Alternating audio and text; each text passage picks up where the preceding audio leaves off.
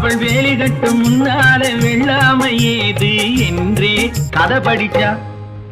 அவ வேலி கட்டும் முன்னால வெள்ளாமை ஏது என்றே கதை படிச்சா.